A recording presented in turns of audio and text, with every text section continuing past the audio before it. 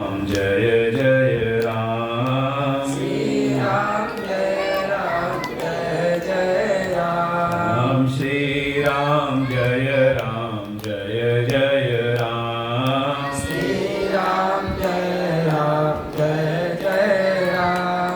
श्री राम जय राम जय जय राम। श्री राम जय राम जय जय राम। श्री राम जय राम जय जय राम। श्री राम जय राम जय जय राम। श्री राम जय राम जय जय राम। श्री राम जय राम जय जय राम। श्री राम जय राम जय जय राम। श्री राम जय राम जय जय राम। प्रेम से बोले सच्चिदानंद भगवान की, वृंदावन बिहारी लाल की, राजा रामचंद्र भगवान की, उमापति महादेव की, जगत जननी दुर्गे मैया की, श्री सद्गुरुदेव भगवान की, श्रीमद् भागवत भगवान की।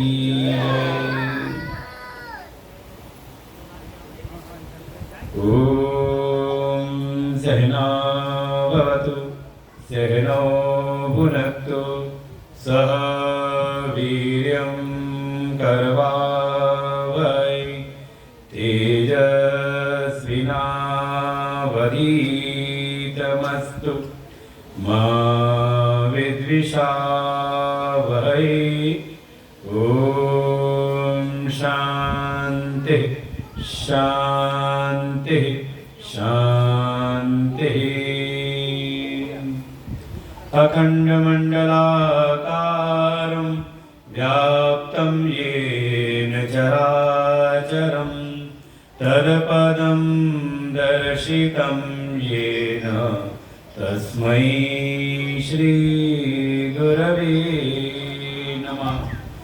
अज्ञानतिमिरान्धस्य ज्ञानाञ्जनशलाकया चक्षुरुन्मीलितं येन तस्मै श्रीगुरवे नमः। गुरुर्ब्रह्मा गुरुर्विष्णु गुरुर्देवो महेश्वर गुरुर्साक्षात् परं ब्रह्म तस्मै श्रीगुरवे नमः। त्वमेव माता च पिता त्वमेव बन्धुश्च सखा त्वमेव विद्या द्रविणं त्वमेव सर्वं मम देवदेव। गजाननं भूतगणादिसेवितं कपित्थजम्बूफलचारुभक्षणम् उमासुतं शोकविनाशकारकं नमामि विघ्नेश्वरपादपङ्कजम्।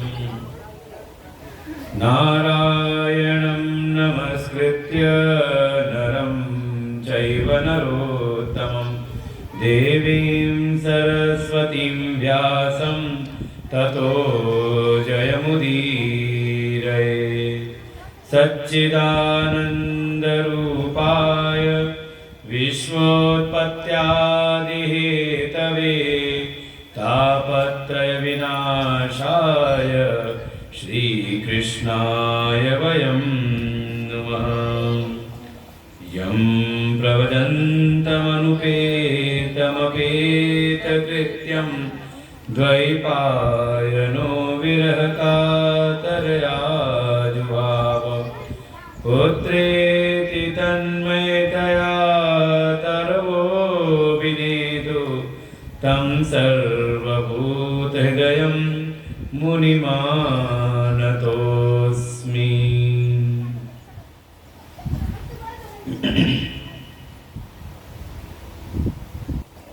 अनंत कोटि ब्रह्मांड नायक परात्पर ब्रह्म सच्चिदानंद स्वरूप परम पुरुषोत्तम भगवान श्री कृष्ण जी के चरणों में कोटशः नमन।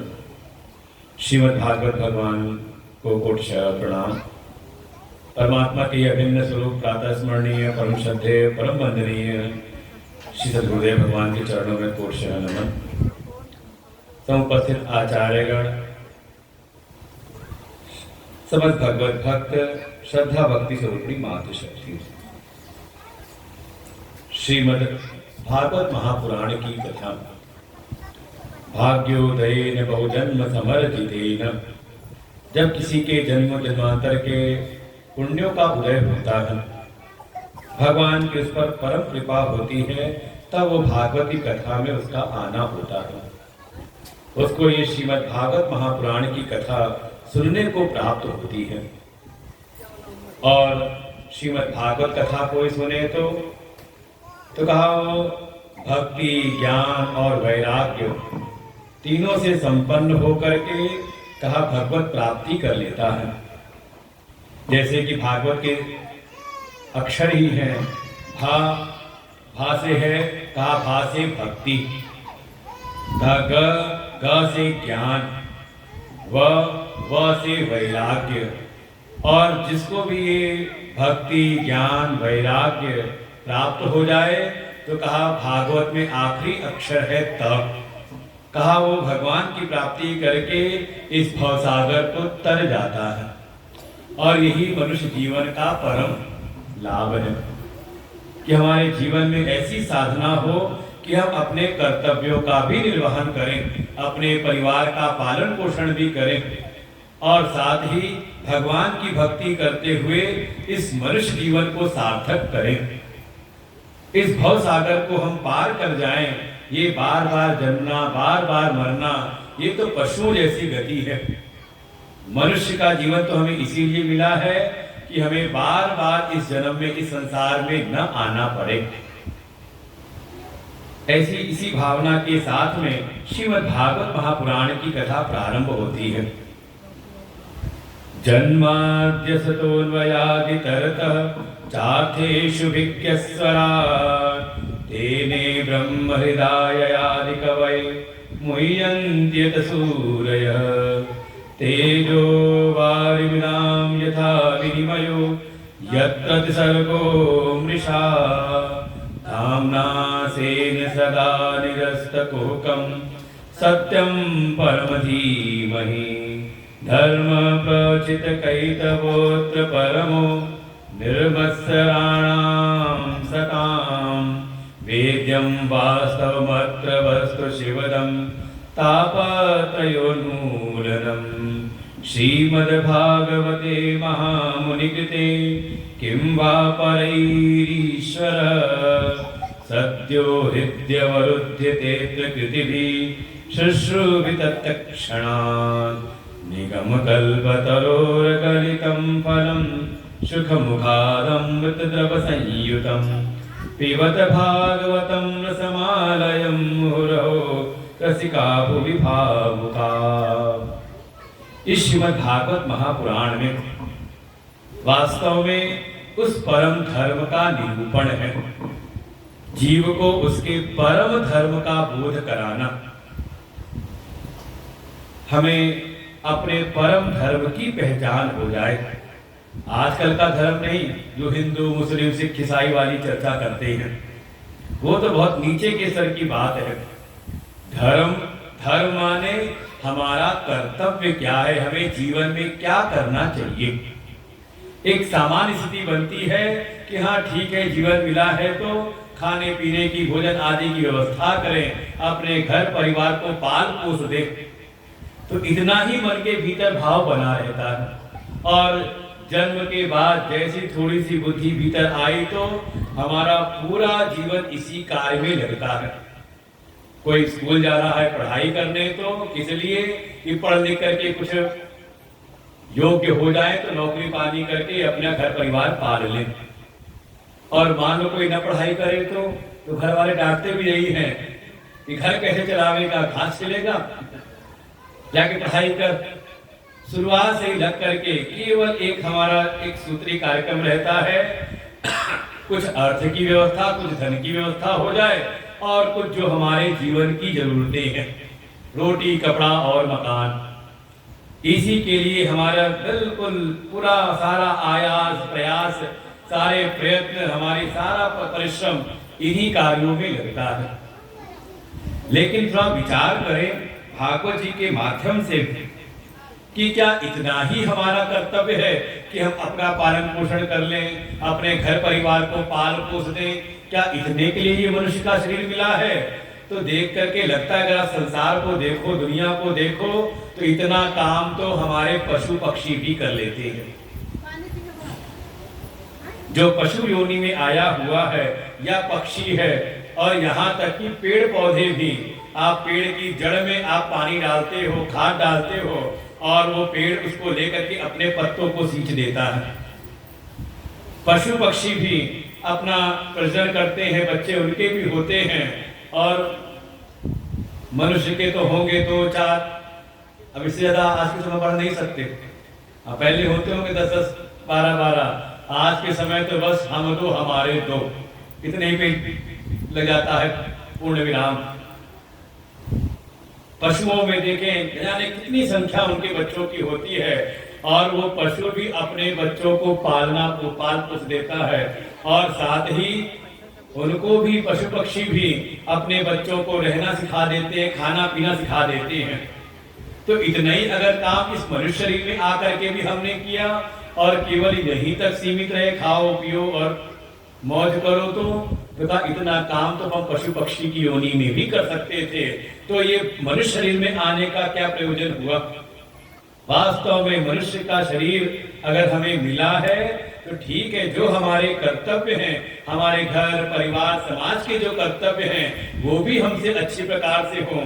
साथ ही इसी जीवन में थोड़ा हम भगवान का भजन करें, थोड़ा भगवान की भक्ति करें, थोड़ा भगवान से प्रेम करें। तो कह सकते हो कि हम भी तो करते हैं, हम भी रोज मंदिर जाते हैं, हम भी रोज सुबह पूजा पाठ करते हैं, 2-4 नाम भगवान के हम भी गुनगुना लेते हैं। तो कहा ठीक है, ये धर्म तो है, लेकिन परम धर्म, और वो भी कैसा? तो कहा प्रोजित कैतवोत्र, जिसमें किसी प्रकार का कोई छल कपट ना हो। छल कपट से रहित जो हमारा परम धर्म है वो हमें समझ में आ जाए।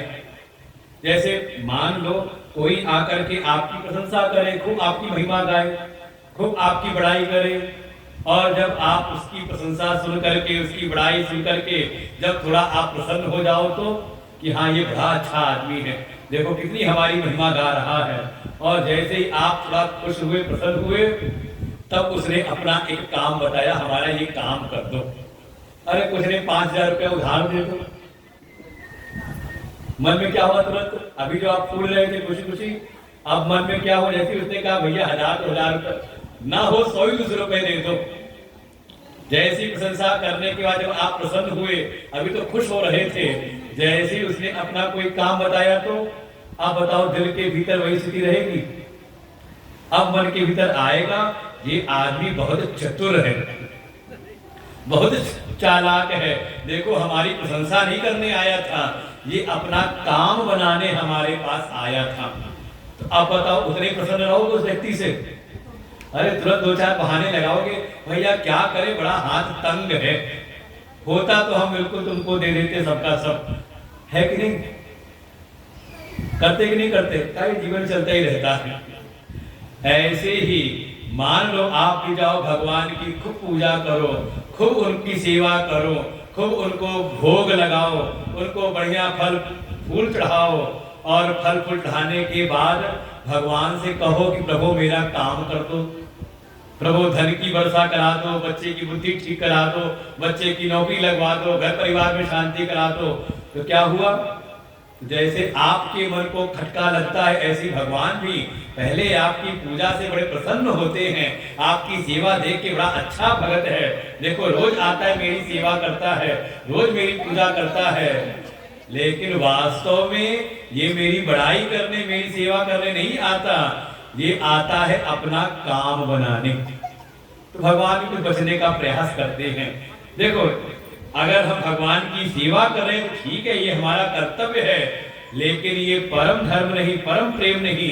परम प्रेम तो तब है जब हमारे भीतर कोई चाह ना हो और फिर भी हम भगवान की सेवा करें।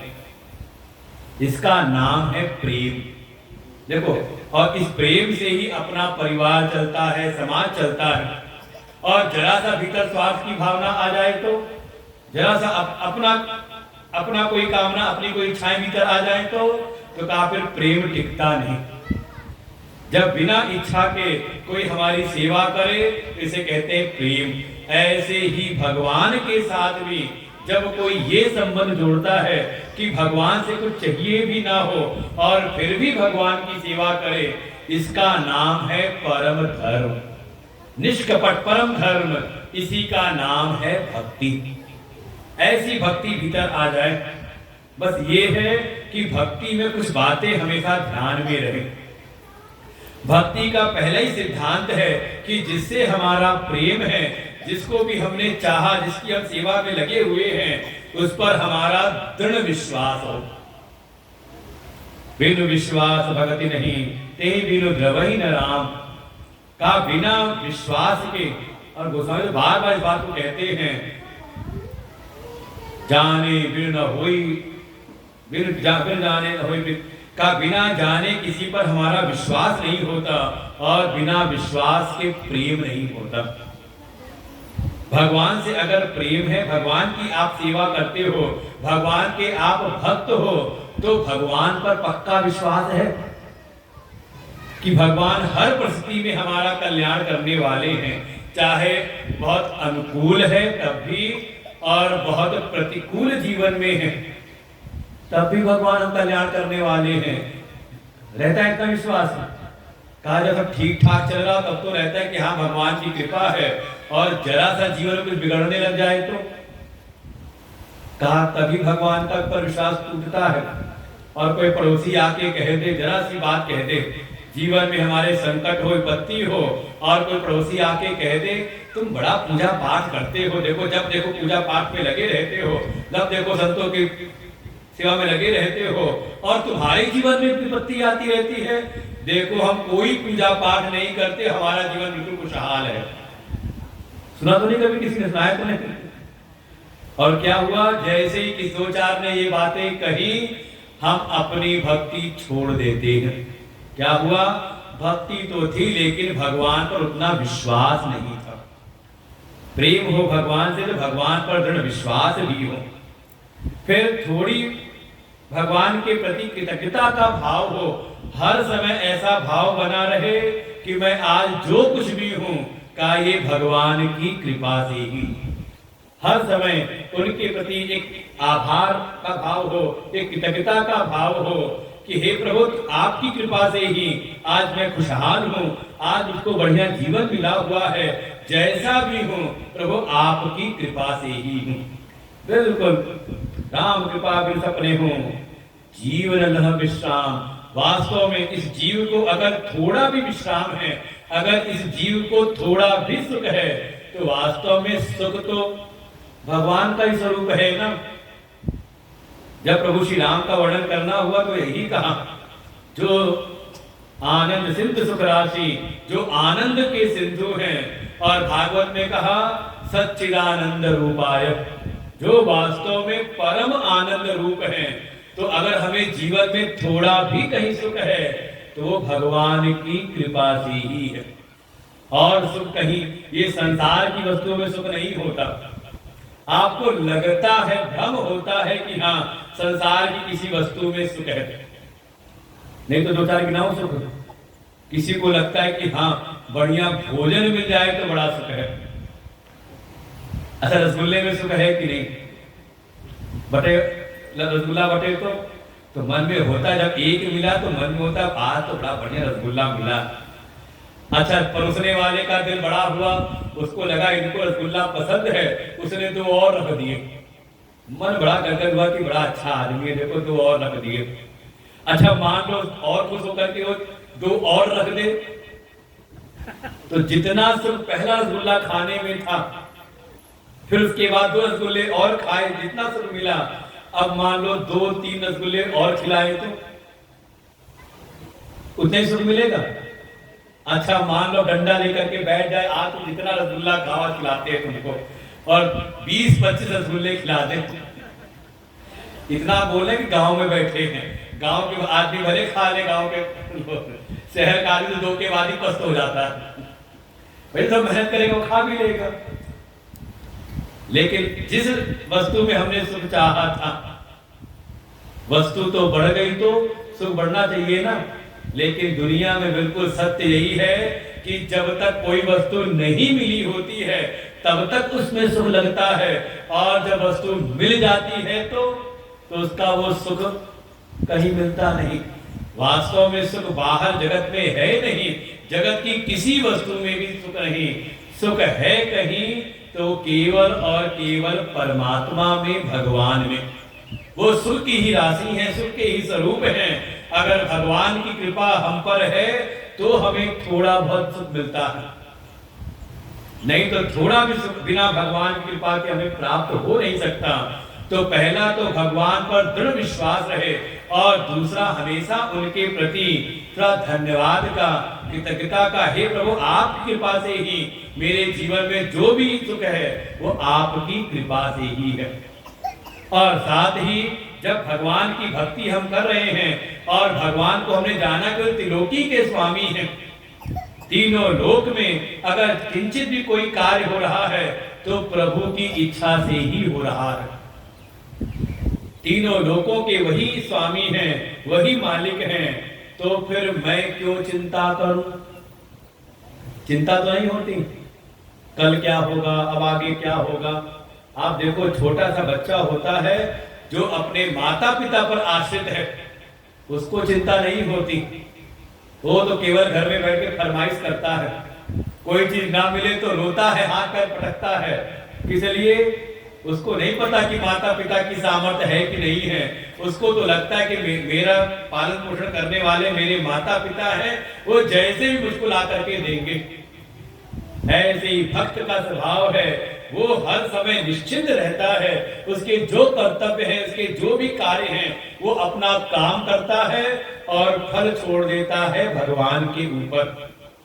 हे प्रभु, जैसी तेरी मर्जी हो तू कर, जैसा तुझे फल देना हो तू वैसा फल दे। ऐसा जो भक्त है सदैव निश्चिंत रहता है। तो 3 चीजें आनी चाहिए ना, क्या क्या? पहला, भगवान पर विश्वास, दृढ़ विश्वास हो कि भगवान है, भगवान की शक्ति से सारे कार्य होते हैं। अस्तेव उपलब्धव्य, वही परमात्मा ही, उन भगवान परमात्मा से ही ये सारी सृष्टि उत्पन्न होती है, सारी सृष्टि का पालन होता है, और उनकी मर्जी हो तो सृष्टि का वो प्रलय भी कर देते हैं। हमारा बस नहीं है, जीव का कोई बस नहीं, और लगता हो कि सब करने वाले हम हैं। तो कभी सोचो विचारो कि जब हम नहीं थे, जब हमारा जन्म नहीं हुआ था, तो सृष्टि थी कि नहीं थी, ये दुनिया थी कि नहीं थी। आप खा पी करके सो जाते हो तो दुनिया चलती कि नहीं चलती। और मान लो जीवन लीला पूरी हो गई तो उसके बाद आप गए तो क्या सृष्टि बंद हो जाएगी, दुनिया बंद हो जाएगी? कहा नहीं, वो चलती रहती है। वास्तव में ये मेरे बस में नहीं, जीव के बस में जगत नहीं है, ये जगत तो जगदीश्वर के बस में है। वही जगत को बनाने वाले हैं, वही जगत को चलाने वाले हैं, और वही जगत को मिटाने वाले भी हैं। जैसी उनकी मर्जी होती है, वास्तव में वही जगत में होता है। राम कीन चाहे सोई होई, करे अन्यथा अस नहीं कोई। वास्तव में जो प्रभु चाहते हैं वही होता है, और उससे अलग कोई कुछ कर नहीं सकता।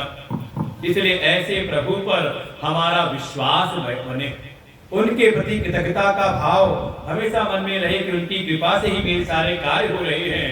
और ऐसा दृढ़ विश्वास रखते हुए जो भक्त है वो निश्चिंत रहता है, वो रोता नहीं, वो हाय हाय नहीं करता, उसके भीतर धैर्य रहता है, ठीक है आज नहीं तो कल प्रभु का हमारा काम बना देंगे। बिल्कुल निश्चिंत रहता है कि ऐसी भक्ति को ही बढ़ाने के लिए भागवती कथा होती है।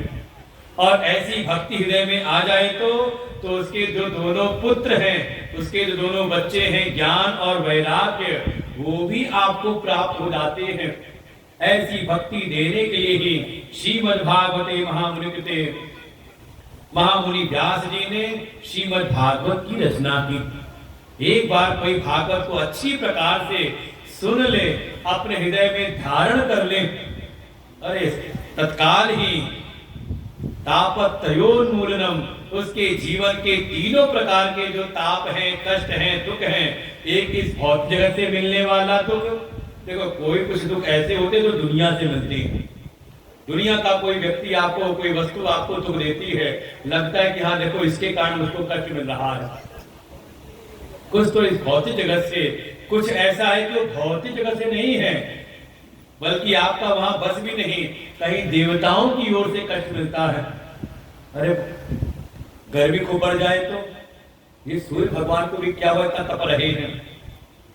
बरसात को होने लग जाए तो अरे कब शांत हो गए तो देवता, और मान लो ठंड बढ़ जाए तो कहीं ना कहीं लगता है कोई देवता है जिनके कारण हमें दुख मिल रहा है।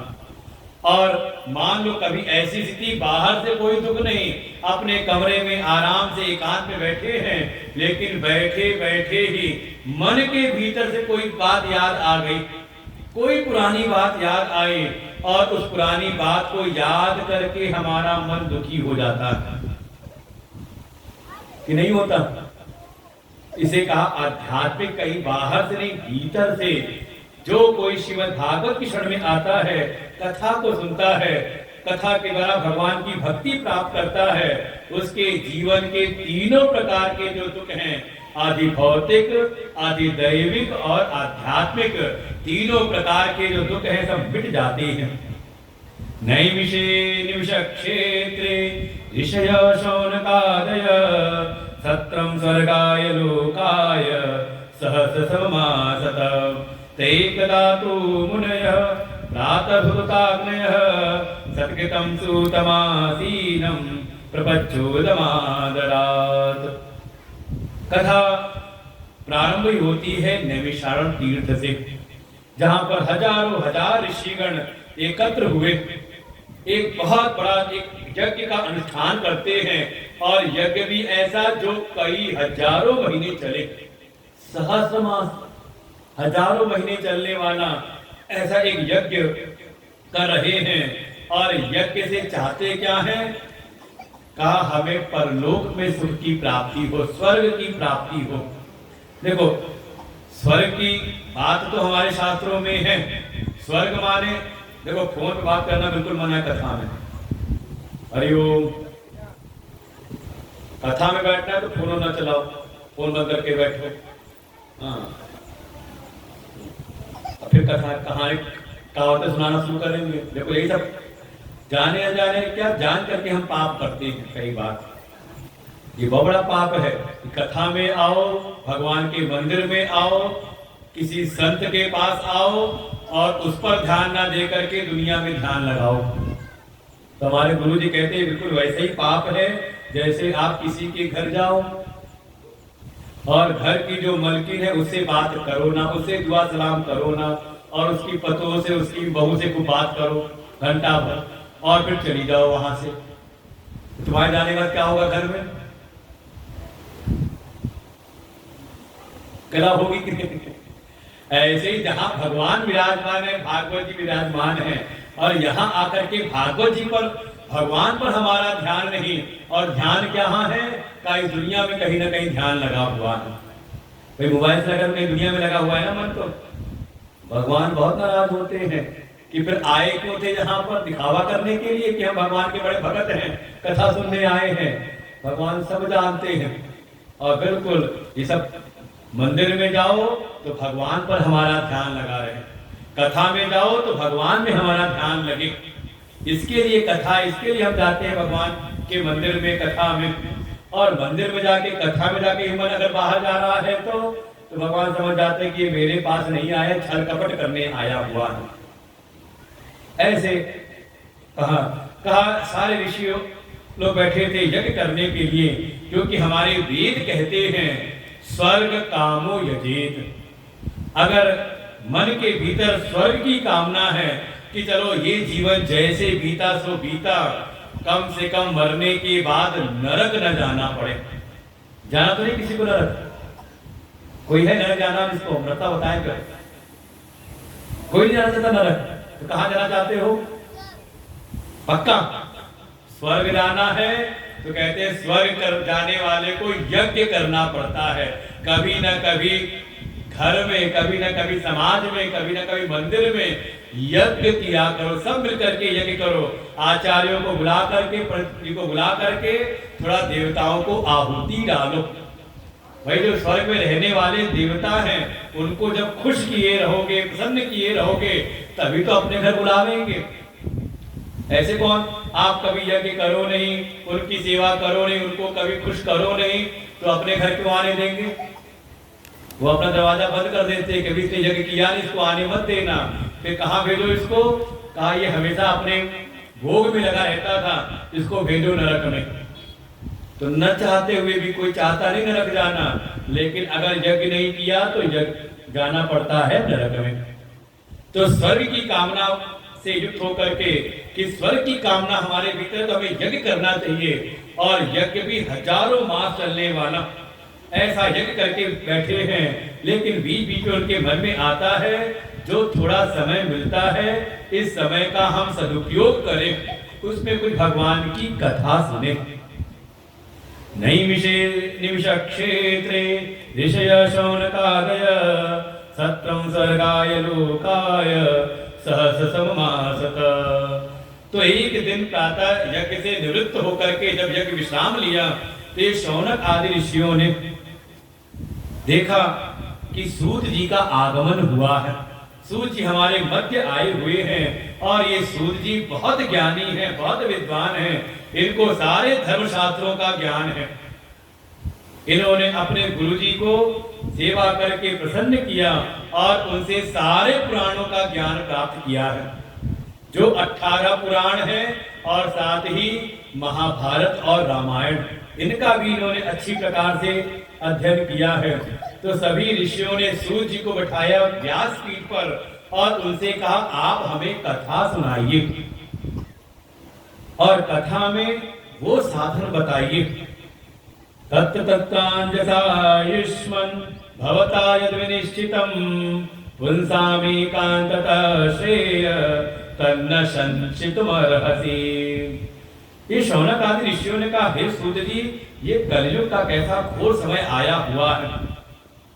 धर्म कर्म में कलयुग के प्राणी का मन लगता नहीं, बड़ा प्रयास कराना पड़ता है, बड़ा संस्कारित करना पड़ता है, बार बार उसको बोलना पड़ता है, तब कहीं उसका मन पूजा में, दान पुण्य में, तीर्थ यात्रा में, सत्संग में लगता है। और गलत काम कराना हो तो अच्छा, झूठ बोलना किसने सिखाया? चोरी करना कौन सिखाता है? तब वो अपने आप सीख लेते हैं। उसको गाली देना जगहों में सब खूब चलती है। हमारे पास ही कोई आया, हमारे आश्रम में एक भगत जी आए, बच्चे छोटा बच्चा था, उसको लेके आया तो अपनी वो बेहद की ठेठ भाषा में कहा बाबा ये गाली बहुत बकत है, गाली बहुत बकता है। हमने कहा अच्छा। हमने मन में सोचा कौन से स्कूल में सीखा इसने, अभी तो स्कूल जाता नहीं है ये, तो कहीं तो सीखा नहीं। तो हमने कहा तुम तो गाली नहीं देते ना घर में। अब वो चुप। तो घर वाली बैठी थी, कहा सबसे ज्यादा गाली तो यही बकते दिन भर, सुबह से लेकर शाम तक गाली। तो हमने कहा दिन भर गाली सिखाओ तुम और ले आओ 1 घंटे के लिए हमारे पास की बाबा जी को ठीक ठाक कर दो। कहा जो दिन भर घर में वो कहानी सुनी कि नहीं, तोते वाली, कि 2 तोते थे किसी के पास में। एक दिन जब बाजार गया तो 2 तोते बिक गए। एक तोते को ले गया कोई साधु, ले जाकर के अपने मंदिर में टांग दिया। और वो जब महात्मा जी रोज राम राम बोले, जय श्री राम जय राम जय जय राम, तो तोते ने क्या सीखा? राम राम। तोता मिट्ठू बोलता है राम राम, कोई आए तो राम राम। और एक तोता ले गया कोई दुष्ट गाली गलौज करने वाला, कोई दुष्ट आदमी, और जब देखा 1 महीना बीता तो वो जो तोता है जब कोई आता तो बस तो जी भर के जो गालियां उसने याद की थी सब सुनाना शुरू कर देता है। लोग कहते हैं एक उस मंदिर पर गए थे, तोता राम राम बोल रहा था और ये तोता देखो गाली दे रहा है।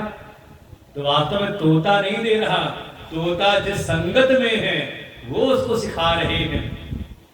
तो सारे ऋषियों ने कहा इस कलयुग के प्राणियों को बुरे काम करना नहीं सिखाना पड़ता, ये तो स्वार्थ के परवश होके तत्काल ही लग जाते हैं। लेकिन इनको अगर धर्म कार्य में लगाना हो, धर्म के काम में, भक्ति के मार्ग में लगाना हो, तो इनको बड़ा धक्का देना पड़ता है, तब लग पाते हैं, बड़ा मुश्किल है। तो ऐसे जो धर्म कर्म से विमुख हैं, जिनका मन धर्म कर्म में लगता नहीं, ऐसे कलयुग के प्राणियों का कल्याण कैसे हो? पुंसाम एकांतता श्रेय, इन कलयुग के प्राणियों का परम श्रेय, उनका परम कल्याण कैसे होगा? आप कोई सरल से सरल, आसान से आसान अगर कोई उपाय है तो वो आप उपाय बताना। बस ये है कि कलयुग के प्राणियों को देख करके बताना। ऐसा ना हो कि आपने बता दिया कि हाँ उपाय तो है, लेकिन इसमें लगेगा 100 साल, समय बहुत लगेगा। वो समझ लो, वो कलयुग के प्राणी के बस की बात है नहीं, क्योंकि कलयुग का जो मनुष्य है इसकी आयु बहुत कम हो गई है। प्रायण अल्पायुषा सभ्य कलौ अस्मिन् युगे जनाः। इस कलयुग के मनुष्य की जो आयु है, जो हम सतयुग में हजारों साल सुनते हैं, त्रेता में सैकड़ों साल आयु है, प्रभु श्री राम ने सैकड़ों वर्ष राज्य किया है, द्वापर में भी लगभग 100 वर्ष तो माना जाता है कि हाँ प्रभु श्री कृष्ण भी रहे यहाँ धाम पर। जहां सैकड़ों वर्ष की आयु है, वही कलयुग के प्राणी की आयु मात्र 100 वर्ष मानी गई। और उसमें भी आज के समय कोई 70-80 भी पहुंच जाएगा, 80 भी पहुंच जाए तो कहते हैं शतायु हो गए, 100 साल हो गया इनका। कि है कोई गांव में 100 साल का? कोई है?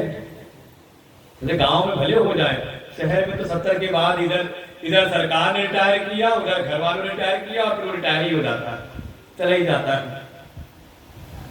ऐसे पूछा कि कलयुग के प्राणी के पास आयु ज्यादा, समय ज्यादा नहीं, इसलिए जो उपाय हो तो ऐसा उपाय मत बताना जिसमें समय बहुत लगता हो। कहा जिसमें कम से कम समय लगे। अच्छा समय कम हो तो थोड़ी मेहनत ज्यादा कर ले। कई बार होता है का समय कम हो तो कहते चलो दिन रात मेहनत करके काम कर ले, लेकिन कलयुग का जो ये प्राणी है ना, ये मेहनती भी नहीं रहा, मंदा का ये बहुत आलसी हो गया है, जल्दी कुछ करना चाहता नहीं, बस सोचता है कि बैठे बैठे सारे काम हो जाएं। मेहनत करनी पड़े कम से कम और लाभ मिले सबसे ज्यादा। है तो नहीं मन में? कहा कलयुग का प्राणी अत्यंत ही एकदम आलसी हो गया है, इसलिए इसको अगर परिश्रम वाला कोई उपाय बताओगे तो जल्दी करेगा नहीं। अच्छा हम ही बता दें चल करके सरयू जी में कमर तक पानी में डूब करके 3 घंटे जप करो, प्रभु की कृपा हो जाएगी। 3 घंटे का 3 मिनट आदमी को लेकर जाता है, डुबकी लगाता है, भाग के निकल आता है। कहा ज्यादा समय भी लगे, कम से कम मेहनत वाला भी ज्यादा ना हो। यहाँ 10 मिनट की पूजा करने में ही आदमी थक गया हो, कौन सी पूजा बता दी। अच्छा समय कम लगे, मेहनत कम लगे, तो कम मेहनत वाला क्या है, बुद्धि ज्यादा, बुद्धि से काम बन जाए। देखो एक आदमी ऐसा है जो दिन भर परिश्रम करता है और उसको जितनी मजदूरी मिलती है, वहीं पर कोई बुद्धिमान कोई है जो जिसके पास बुद्धि का ज्ञान है, वो आता है आधे 1 घंटे में उसे कई गुना ज्यादा मजदूरी लेके चला जाता है कि नहीं? एक मजदूर है, एक इंजीनियर है, तो इंजीनियर को ज्यादा पैसे मिले, कैसे मिल रहे हैं? कहा दिमाग के बल पर। तो किसी की गाड़ी खराब हो गई रास्ते में, ढूंढा ढाला तो कोई मैकेनिक मिला, मुझसे कहा भैया मेरी गाड़ी बंद हो गई, ठीक ठाक कर दो।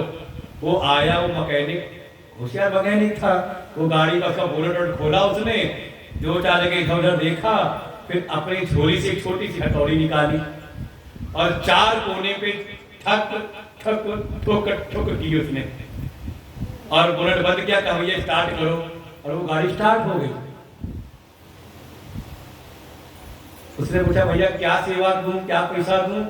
उसने कहा 2000 रुपए। अरे उसको तो सुनकर के पसीना छा, कहा ये 4 हथौड़ी मारने के 2000 रुपए, बहुत ज्यादा है ये तो। उसने कहा हथौड़ी मारने के तो केवल 100 रुपए है, बाकी कहां कितनी जोर से हथौड़ी मारनी है इस दिमाग के लिए, बाकी के 1900 रुपए है। तो है कि नहीं, बुद्धि ज्यादा मिलता है कि नहीं मिलता बुद्धि के बल पर।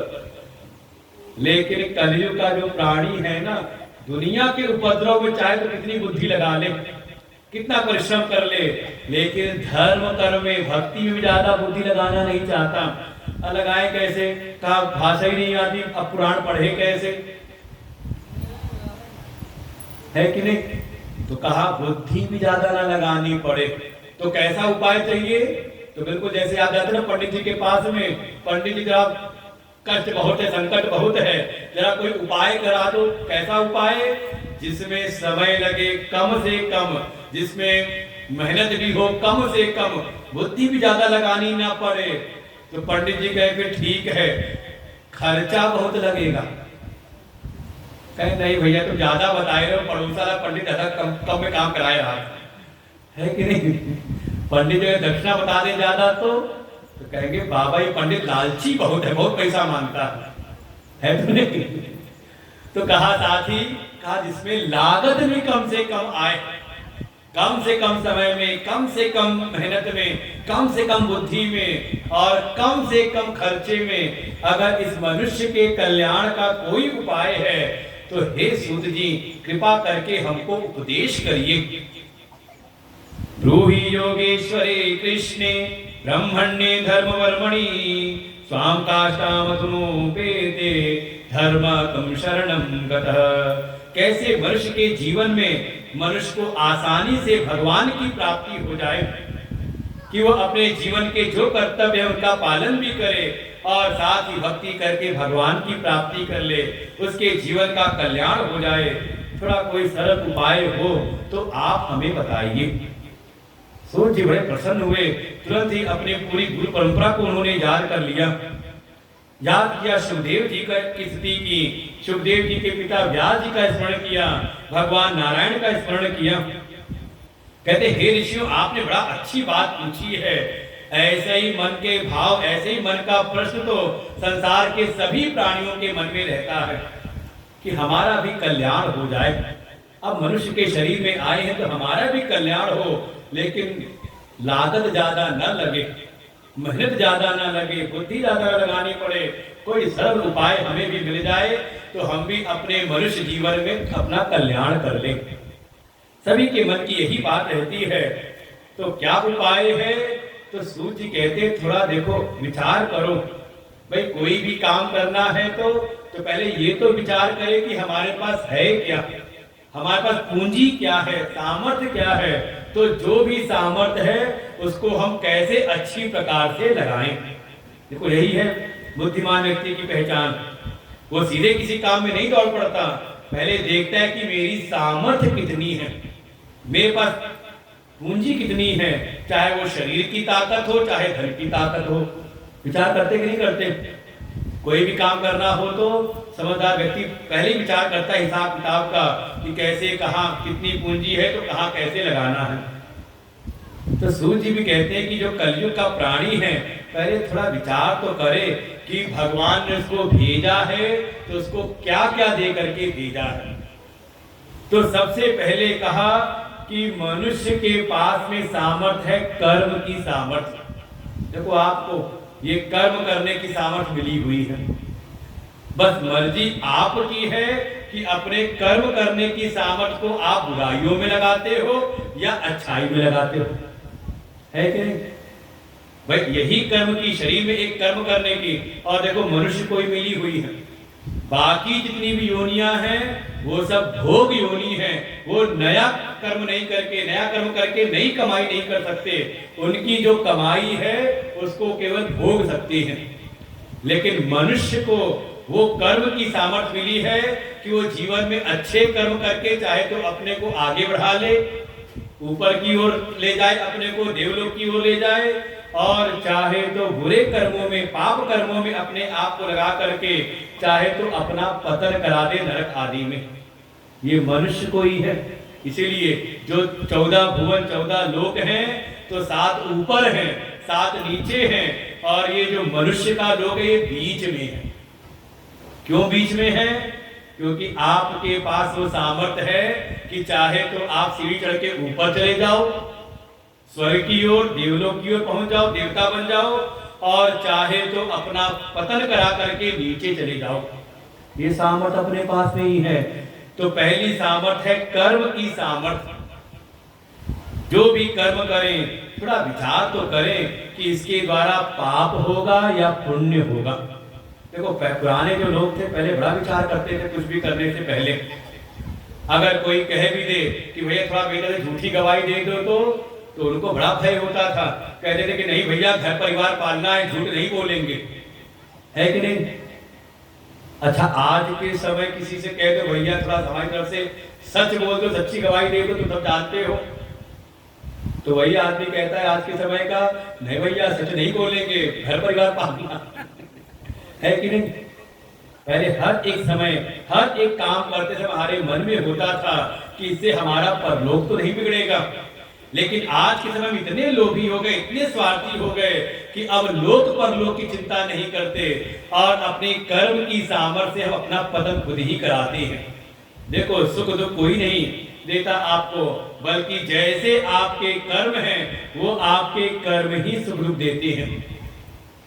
काहू न को सुख दुख कर दाता, निज कृत कर्म भोग सब भ्राता। ऐसे शास्त्रों ने बताया है।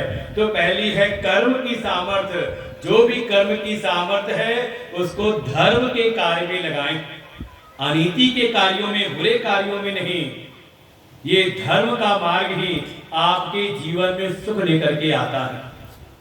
और अधर्म में, तो अधर्म के मार्ग में आपको तत्काल तो लगे कि हम बड़े फल फूल रहे हैं, लेकिन अंततः अंत उसका बड़ा ही बुरा होता है। यही सारी कथाओं में है। रावण के पास सोने की लंका थी, लेकिन अंत में कहा समूल उसका नाश हो जाता है।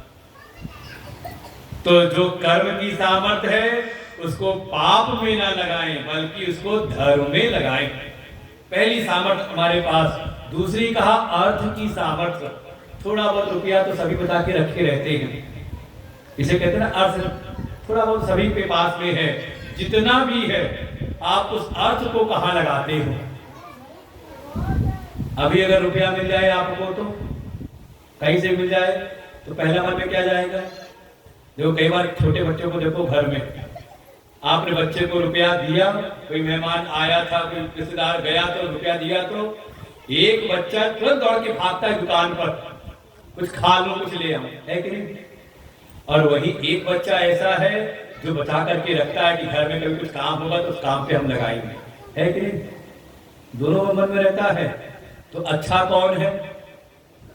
वो जो भाग के गया कुछ खाने पीने के लिए, मौज करने के लिए, तो वो अच्छा है। या जिसने कुछ बचा के, ठीक है कुछ खा पी लिया लेकिन बचा के रखा कि घर में कभी जरूरत पड़ेगी, अपनी कॉपी पेंसिल है या घर में कभी जरूरत तो हम उसको लगा देंगे, दे देंगे। बिल्कुल छोटे छोटे बच्चे करते हैं। ऐसे ही इस संसार में जिसको भी जो अर्थ मिला है तो उसमें भी दो श्रेणी हो जाती है। एक को जब अर्थ मिलता है, कुछ धन मिला, तो वो केवल अपने भोग पर खर्च करता है कि कितना हम भोग प्राप्त कर लें, और दूसरा है, दूसरे के मन में आता है कि अगर हमें अर्थ मिला है तो थोड़ा हम धर्म का कार्य कर लें, थोड़ा हम पुण्य कमा लें। अगर भगवान की कृपा से, सदगुरु कृपा से कुछ हमारे आर्थिक स्थिति ठीक ठाक हुई, हमें धन की प्राप्ति हुई, तो चलो हम तीर्थ यात्रा कर आए, चलो हम कहीं कुछ आश्रम में सेवा कर आए, कहीं गौ की सेवा कर दें, चलो कभी कथा हम सुन लें। देखो यही तो है। एक है कि अर्थ को, धन को केवल अपने भोग में, खाने पीने मौज करने में खर्च कर रहा है, और दूसरा है कहा वो धर्म के कार्य में लगाता है अपना अंश, वो भी अपना जीवन चला रहा है। ऐसा नहीं कि भूखा मर रहा है, अपना पालन पोषण करता है, लेकिन कुछ अंश बचा करके रखता है धर्म के कार्यों के लिए। तो जो धर्म के कार्य में लगाता है, वास्तव में वो भगवान की कृपा का पात्र बनता है। तो दो सामर्थ्य, एक हो गई कर्म की सामर्थ्य, उसको हम पाप में न लगाएं बल्कि पुण्य में लगाएं, धर्म में लगाएं। अर्थ की सामर्थ्य तो केवल भोग में नहीं, बल्कि थोड़ा अंश अपना धर्म के कार्य में दान करें। कहीं मंदिर की सेवा है, कहीं आश्रम की सेवा है, कथा की सेवा है, जैसा भी कहीं कोई धर्म का कार्य है, थोड़ा अपना अंश उसमें लगाएं। तीसरी सामर्थ्य कही कि कहीं ना कहीं कुछ ना कुछ भोग की सामर्थ्य रहती है, सुख सुविधाएं अपने जीवन में रहती हैं। तो कोई तो ऐसा है केवल वो भोग करता रहता है, जितना मिल जाए उतना भोग करने की कोशिश करता है, और दूसरा है केवल उतना भोग करता है जितने में हमारा जीवन चल जाए। है कि नहीं? दोनों वृत्ति देखो सब समाज में होती है। एक को है कि उसको कोई संयम नहीं, जितना मिल जाता है सोचता है सब मैं खा जाऊं, सब मैं भोग कर लूं, और एक है उसको लगता है नहीं, ज्यादा अगर हमने भोग किया, ज्यादा खा लिया तो कहीं ना कहीं रोग आने की संभावना बनेगी। तो जितना जरूरी है उतना भोग करता है, बाकी दूसरों की सेवा में लगा देता है। ये जो जितने भी भोग मिले हैं, इससे केवल इंद्रियों को तृप्त न करने में लग जाएं। मैं तो कल कथा सुनी थी धुंधकारी की, वो केवल वो 5 वैश्याओं को, वो 5 वैश्याएं बाहर की तो हैं ही, लेकिन हमारे लिए का ये पांचों जो इंद्रियां हमारी ज्ञान की हैं, ये भी 5 वैश्याएं की जैसे ही हैं। इनको जितना भी दिखाओ, जितना भी खिलाओ, जितना भी सुनाओ, ये कभी तृप्त होती नहीं, बल्कि हमें ले जाती है मुखाग्नि तक। इसलिए बहुत सावधान, खाने के लिए ना जिए, बल्कि जीने के लिए जितने में जीवन चल जाए उतना ही केवल भोग करे, ऐसा वर्णन किया। और कहा एक चौथी सामर्थ्य भी है, जैसे कर्म की सामर्थ्य पुण्य में लगाएं, अर्थ की सामर्थ्य धर्म कमाएं, भोग की सामर्थ्य है तो जितने में स्वस्थ जीवन मिले, हमारा जीवन, हमारा शरीर स्वस्थ रहे, उतना भोग करें। चौथा कहा सब कुछ ठीक है तो जीवन तो है ना, इसको कोई मना नहीं कर सकता कि जीवन नहीं है। कोई है ऐसा जो कहे कि मेरे पास जीवन नहीं है? कह सकता है यहाँ पर? और जहां किसी ने बोला तो 4 को उठा के ले जाना पड़ेगा फिर कंधे पर। कहा जीवन है तो हम जीवन जब तक होता है सोते दुनियादारी के काम में लगे रहें। एक समय बाद तो थोड़ा दुनियादारी का कार्य अपने आगे अपने बच्चों को दे करके थोड़ा भगवान के कार्य में लगे, थोड़ा हम जिज्ञासा करें, जानने की इच्छा करें कि भगवान कौन है, मैं कौन हूं, मैं किस लिए दुनिया में आया हूं, ये जगत क्या है। थोड़ा हम तत्व को जाने, तत्व का ज्ञान प्राप्त करने की इच्छा हो, और जब तत्व ज्ञान प्राप्त करने की इच्छा हो तो किसी संत की शरण में जाएं। देखो जीवन की सबसे ज्यादा सार्थकता यही है कि हम किसी संत, किसी सदगुरु की हम शरण में रहें, उनसे हम ज्ञान की प्राप्ति करें, कभी ना कभी कथा भी सुनते रहें। वही जो परम तत्व है, वही माया को धारण करके वही कभी बन जाते हैं ब्रह्मा, और बन करके सृष्टि का सृजन करते हैं, सृष्टि की उत्पत्ति करते हैं। वही परम तत्व वही बन जाते हैं विष्णु, विष्णु बन करके सृष्टि का पालन करते हैं, और वही एक परम तत्व परमात्मा वही कभी माया के तमोगुण को धारण करके सृष्टि का संहार करते हैं। उन परम तत्व को हम जाने, और जो कोई उन परम तत्व को जान लेता है वास्तव में वही मुक्त हो जाता है। तो ये ब्रह्मा विष्णु महेश यही मूल देवता हो गए। इनमें भी जो भगवान विष्णु हैं, जिनके पास काम है पालन करने का। तो देखो दुनिया में भी जैसे कोई घर बनाना हो तो घर बनाने वाले जो राजगीर हैं तो उसकी जरूरत शुरू में पड़ती एक बार, और एक बार घर मकान बन गया आपका तो फिर जरूरत नहीं पड़ती। हमारे इलाके में बैठे हैं आज लगे रहते हैं आश्रम की सेवा में। क्या है, तो एक ही बात जरूरत पड़ती है, इसीलिए उन्होंने पकड़ लिया आश्रम का काम। भाई दुनिया का काम क्या, किसी ने मकान बनाया, एक मकान बनाएगा, 2 मकान बनाएगा, मकान बना अब भूल गया फिर वो। तो राकेश हमारे हैं, उन्होंने पकड़ लिया आश्रम का काम, जहाँ कभी काम पूरा ही नहीं होता। एक कमरा बना तो तक पूरा हुआ, तो तक कोई दूसरी बिल्डिंग बनने लगी, दूसरा काम पूरा हुआ, तीसरा शुरू हो गया।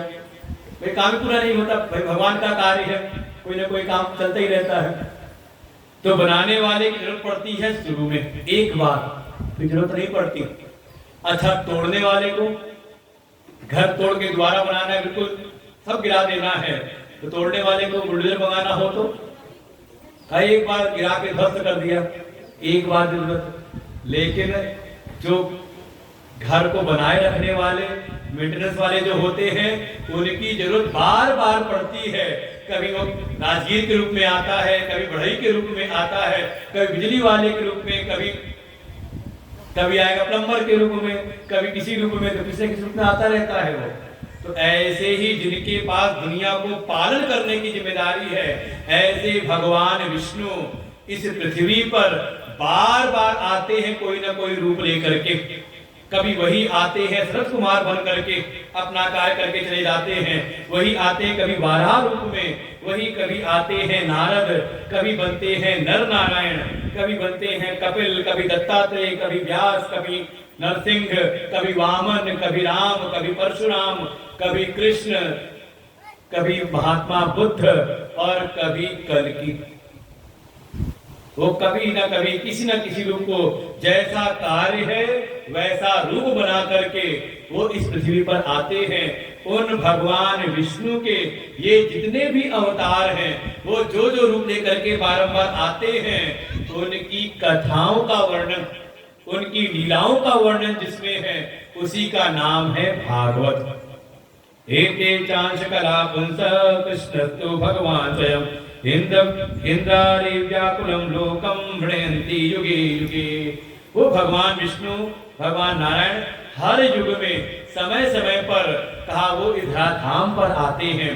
उनकी जो कथाएं हैं, भगवान की जो कथाएं हैं, जिसमें उनके लीला चित्रों का वर्णन है, उसी का नाम है भागवत। इदम भागवतम नाम पुराणम ब्रह्म संहितम।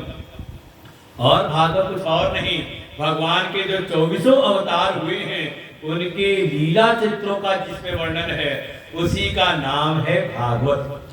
लेकिन केवल उनमें कथाएं नहीं, केवल उनके लीलाएं नहीं, बल्कि उन कथा लीलाओं में जो हमारे वेद के सिद्धांत हैं। देखो हम सब हिंदू हैं, सनातनी हैं, तो हमारा जो मूल ग्रंथ है वो है वेद।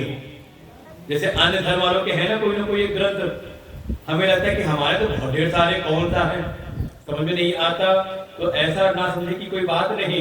जब कोई पूछे कि आपका मूल ग्रंथ कौन सा है, तो बिल्कुल जो सनातनी है, हिंदू धर्म वाला है, उसको पक्का मन में रहना चाहिए कि हमारा जो मूल ग्रंथ है वो है हमारे वेद। वेद ही मूल ग्रंथ हैं, जिनके 4 विभाग हुए, ऋग्वेद, यजुर्वेद, सामवेद और अथर्ववेद। आज बड़ा एक विशेष दिन है। आज हमारे भगवान शंकराचार्य जी की जयंती है। शंकराचार्य जी कौन थे? लो पता ही नहीं हमें तो। कहा ये वो महापुरुष थे जिनकी बदौलत आज हम हिंदू बने बैठे हुए हैं। अगर वो पृथ्वी पर ना आए होते तो शायद हम सब सनातनी ना होते, हिंदू ना होते, किसी और धर्म में बदल गए होते। जिन्होंने आकर के, जिस समय पूरे इस धराधाम पर बौद्ध धर्म फैला हुआ था, उस समय आकर के सारे बौद्धों को शास्त्रार्थ करके पराजित किया और दोबारा हिंदू। भाई राजा ने जो धर्म अपना लिया हो, तो उस समय राजा थे अशोक, और अशोक ने बौद्ध धर्म को अपना लिया। तो वास्तव में जो धर्म राजा अपना लेता है, धीरे धीरे प्रजा भी उसी धर्म वाली हो जाती है। उस समय आकर के भगवान शंकराचार्य जी ने इस पृथ्वी पर वैदिक धर्म की पुनः स्थापना की, जिसे कि आज हम भी वेद का पालन करने वाले, वेद को मानने वाले सनातनी हिंदू यहाँ आज बैठे हुए हैं। ऐसे महापुरुषों की कृपा। तो आज उन्हीं की जयंती है। उन्होंने भी भारत के चारों कोनों में पैदल यात्रा करते हुए 4 मठों की स्थापना की। देखो विशेष दिन है तो हमें जानना चाहिए इन बातों को भी। हम तो अपने महापुरुषों को ही भूले पड़े हुए हैं, केवल रोटी कपड़ा मकान की व्यवस्था करने में ना हमें तो पता, ना तो जानना चाहते हैं। समझे, हमारे इतिहास में महापुरुषों ने कितनी मेहनत कर की है। हम जरा से लोभ में अपने धर्म का त्याग कर देते हैं, लेकिन ऐसे ऐसे महापुरुष हुए जिन्होंने स्वयं धर्म को जिया, धर्म में निष्ठा प्राप्त की और पूरे भारतवर्ष में उन्होंने धर्म की स्थापना की। पैदल यात्रा करके पूरे भारत की। आज से 1200 वर्ष पूर्व, उस समय मोटर कार नहीं थी तो हवाई जहाज कहाँ रहा होगा, ना कोई घोड़ा गाड़ी थी। पैदल यात्रा करके उत्तर से लेके दक्षिण, दक्षिण से लेके पूर्व, पूर्व से पश्चिम, भारत के चारों कोनों का भ्रमण करते हुए चारों कोनों पे 4 पीठों की, 4 मठों की स्थापना की। उत्तर भारत में ज्योतिर्मठ की स्थापना की, जहां बड़े विशाल धाम है। फिर दक्षिण में श्रृंगेरी मठ की स्थापना की, जहां पर तीर्थ है रामेश्वरम। फिर पूर्व में गोवर्धन मठ की, जहां पे जगन्नाथ स्वामी है, और पश्चिम में शारदा मठ की, जहां पर द्वारिकापुरी है। ऐसे चारों कोनों पे 4 मठ की स्थापना की और चारों मठों के माध्यम से चारों दिशाओं में चारों वेदों का प्रचार प्रसार होता रहे, जिससे कि समाज के लोगों को वेद का ज्ञान मिलता रहे, वो सनातन हिंदू धर्म में बने रहे। ऐसा उन्होंने महान कार्य किया। तो ऐसे ही 4 वेद हमारे मूल हैं। वेद के जो सिद्धांत हैं हम स्वयं पढ़े तो जल्दी समझ में आते नहीं, क्योंकि उसमें केवल और केवल सिद्धांत है। लेकिन जो हमारे पुराणों की कथा है, इसमें भगवान के चरित्र और भगवान के भक्तों के चरित्र हैं, और उन चरित्रों में वेद के सिद्धांतों का ही प्रतिपादन है। जैसे है सत्यम वद, सत्य बोलना चाहिए। नहीं समझ में आया तो कैसे, तो कथा हम सुनते राजा हरिश्चंद्र की। देखो उन्होंने सत्य का पालन किया था। ऐसे ही सारे सिद्धांतों का, वेदों के सिद्धांतों का, तो केवल भगवान के लीला चरित्र ही नहीं, बल्कि उन लीला चरित्रों के माध्यम से भगवान ने वेद के सिद्धांतों की स्थापना की, कि हमारे जीवन में भी वेद की स्थापना बनी रहे, हम भी वेद के अनुसार अपना जीवन जिए। ऐसे इसीलिए कहा इदम भागवतम नाम पुराणम ब्रह्म संहितम, इसमें भगवान के लीला चरित्र है, साथ ही ये वेद के सिद्धांत भी से भी भरपूर है। एक समय वर्णन किया सूर्य जी ने, स्मरण याद आई अपने गुरु परंपरा। कहते ये जो ज्ञान मुझको प्राप्त है भागवत जी का, ये मुझको स्वतः नहीं हुआ, बल्कि ये ज्ञान मुझको प्राप्त हुआ था मेरे गुरुदेव सुखदेव जी से। कौन है सुखदेव जी? कहा उनकी तो क्या महिमा गाई जाए। इतने विरक्त थे, इतने विरक्त, इतने त्यागी थे कि किसी गृहस्थ के द्वार पर केवल जितनी देर गाय में धुली जाए, गोदोहन मात्रेण, जितनी देर में गाय को धो लिया जाता है, केवल इतने क्षण खड़े होते भिक्षा मांगने के लिए। अगर भिक्षा मिल गई तो ग्रहण किया, और नहीं मिली तो आत्मा राम होकर भ्रमण करते हैं। किसी से कोई अपेक्षा नहीं, किसी से कोई द्वेष नहीं। उनका मन परमात्मा में, अपनी आत्मा में लगा रहता है। ऐसे महामुनि सुखदेव जी को याद किया। सुखदेव जी को भी ज्ञान मिला था उनके पिता व्यास जी से, व्यास जी का भी स्मरण किया। जिन व्यास जी ने वेदों की रचना की, वेदों का संकलन किया, उनको सुरक्षित किया लिख करके। पहले ये सब जो शास्त्र थे लिखे हुए नहीं थे, द्वापर युग के पहले तक वहां तो केवल परंपरा थी, श्रवण की श्रुति परंपरा थी। जो संत होते थे, ऋषि होते, वो अपने गुरुकुल में इसको अपने शिष्यों को पढ़ाते थे, याद करा देते थे, और फिर उसको, उस ज्ञान को प्राप्त करके वो जो शिष्य होता वो फिर बाद बन जाता गुरु, और वो अपने शिष्यों को ज्ञान देता था। सुन सुन करके ज्ञान की परंपरा चलती थी। लेकिन व्यास जी ने आकर के देखा कि अब आने वाला है कलयुग, अब कलयुग के प्राणियों के मन में इतनी ज्यादा रुचि होगी नहीं शास्त्रों को पढ़ने की, तो कहीं ये शास्त्र लुप्त ना हो जाए। तो उन्होंने भोजपत्र पर, ताड़पत्र पर इन सारे शास्त्रों को, वेद के मंत्रों को लिख डाला और उसको सुरक्षित किया। अरे तो समझे, इतिहास में ऐसा समय रहा है कि हमारे शास्त्रों को नष्ट करने के लिए लोगों ने कितना प्रयास किया है। ऐसे ऐसे हमारे पुस्तकालय थे, इतने उसमें ग्रंथ थे, इतनी किताबें थी कि कुछ मुगल आक्रांता ने जलाने का प्रयास किया तो 6 महीने जलती रही। ऐसा भी संग्रहालय था पुस्तकों का, नालंदा विश्वविद्यालय का। जहां कहीं उनको कोई ज्ञान मिले, कोई हमारे पुराण मिले, कोई ग्रंथ मिले, उन सबको वो फाड़ देते, जला देते थे। जैसे आज के समय में कुछ है मूर्ख लोग, उस ज्ञान की महिमा को जानते नहीं और कहते सब बेकार है।